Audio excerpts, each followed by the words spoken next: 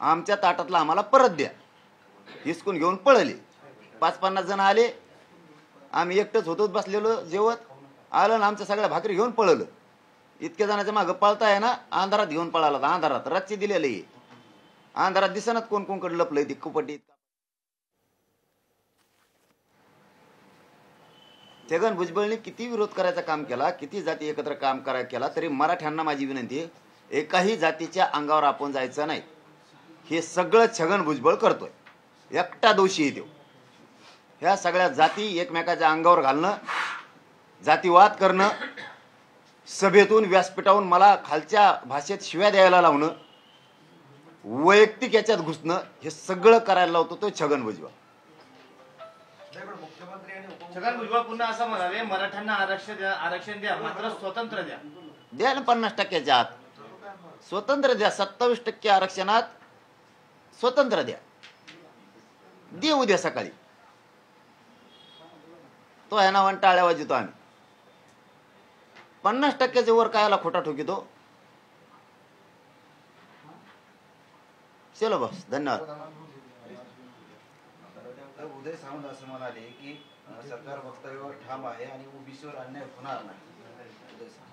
मी म्हणलो ना, आम्ही शंभूराजे देसाई साहेब असतील, उदय सामंत साहेब असतील, हे इमानदारीनं हात घातलाय त्यांनी. ते इमानदारीनं न्याय करतील. मी आत्ताच नाही, तुम्हाला मला वाटतं 10-12 दिवसापूर्वी सांगितलं होतं. खऱ्याला खरं सरकारला म्हणावं लागणार आहे. सरकारला ठाम व्हावं लागणार आहे. आता ह्या छगन भुजबळने एवढं वातावरण गढूळ केलं राज्यात, त्याच्यामुळं आता सरकारला कठोर व्हावं लागणार आहे. ठाम की मराठ्यांच्या कुणबी नोंदी आहेत ते रेकॉर्ड आम्ही सगळे तपासणार,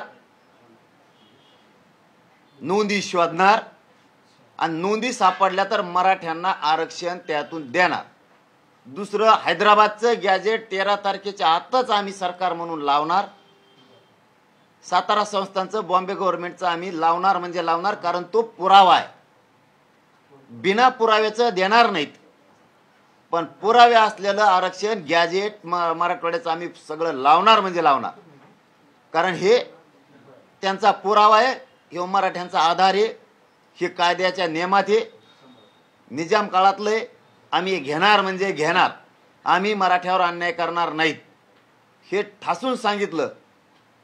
कारण तुम्ही काय, सरकार खोटं देत नाहीत आम्हाला. असं ठासून सांगितलं की दुसऱ्या दिवशी सकाळी जातीवाद बंद झाला म्हणून समजा. ऑटोमॅटिक ही छगन भुजबळ मंत्र्यात राहतो, इकडं जातीत राहतो, आणि धनगर बांधवांना आमच्या विरोधात उचकून देतो. धनगर बांधवांचा आमचा कसलाच वाद नाही कधीच.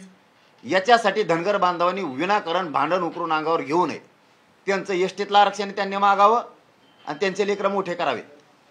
उगच त्याचं ऐकून आमच्या मराठ्यांच्या विरोधात कशामुळे, काय केलेलं आहे तुमचं मराठ्यांनी म्हणून तुम्ही मराठीच्या विरोध यायला लागला? काय झालेलं आहे धनगर बांधवांचा पिढ्याना पार? सांगा बरं. का बरं दोष आहे एवढा तुम्हाला आमचा? काय झालेलं आहे पिढ्याना पार? आमच्या नोंदी आहेत. तुम्ही कसं काय म्हणता आरक्षण देऊ नका? काय द्वेष आहे तुम्हाला आमचा एवढा? का आमचे लेकरं तुम्हाला उपाशी मरा वाटतात मराठ्यांचे? तुम्हाला धनगर बांधवाला आरक्षण मिळालं तेव्हा आम्ही कधी विरोध केला मराठ्यांनी? तुमच्या लेकराला मिळालं, आम्ही विरोध नाही केला. आमचं तर नोंदी सापडल्यात, रेकॉर्ड सापडलाय, 7-12 सापडलाय मराठी ओबीसी आरक्षणात येत म्हणून. तुम्ही म्हणता देऊ नका. का धनगर बांधव विनाकारण मराठ्यांच्या विरोधात जातोय? काय कारण आहे? काय केलेलं आहे धनगर बांधवाचं? असं पिढ्यांना पारच सांगा. काय अन्याय केलेला आहे तुमच्यावर?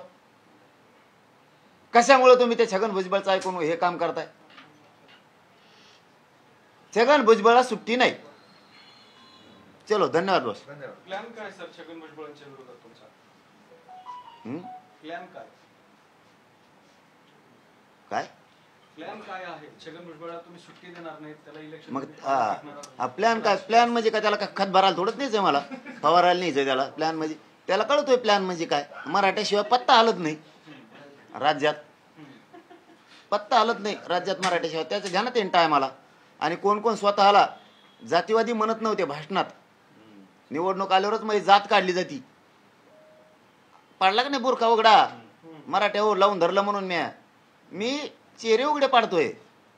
मराठ्यांचे असणारे त्यांच्याच पक्षाचे लोक त्यांना म्हणायचे आरक्षणाचं तेवढं आमचं बघा.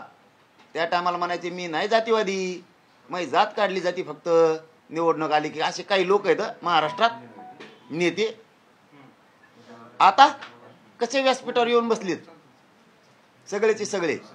आणि आम्ही माग आहेत म्हणून सांगितलं परत.